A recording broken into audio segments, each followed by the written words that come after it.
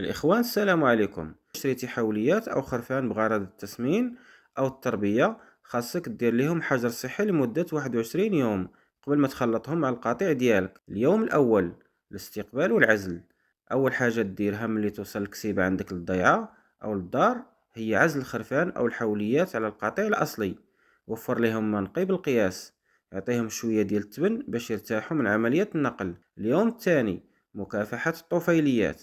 في هذه المرحلة كنعالجو الطفيليات الداخلية والخارجية باستعمال واحد من هاد المواد الفعالة.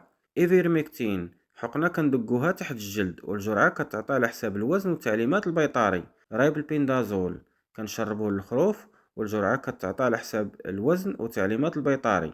الهدف القضاء على الديدان المعوية وبعض الطفيليات الخارجية مثل الجمل والجربة. دعم عام الحيوانات في هذه الفترة من خلال توفير فيتامينات دي 3 الأملاح المعدنية والفيتامينات CMV، توفير التبن والماء النقي. اليوم السابع كدير تلقيح ضد التسممات المعوية الناتجة عن بكتيريا الكلوستريديا والمعروف عند الكسابة باسم الجلبة ديال المرارة. والجرعة الثانية من اللقاح كتعاودها بعد 21 يوم.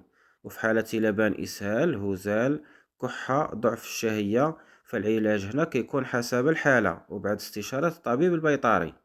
اليوم 21 نهاية الحجر الصحي. في هذه المرحلة كنديرو تقييم نهائي ونشوفو الخرفان ما فيهاش إسهال، ما فيهاش كحة، كتاكل بشكل طبيعي، عندها نشاط وحيوية، ما كايناش علامات مرضية باينة. إذا ممكن نخلطوها مع القطيع الأصلي أو ندخلوها مباشرة لبرنامج التسمين. أنا مصطفى من صفحة دارود الفلاح، كنقدم مواضيع الفلاحة والبادية. إلا عجبك المحتوى ديالي خلي لي متابعة.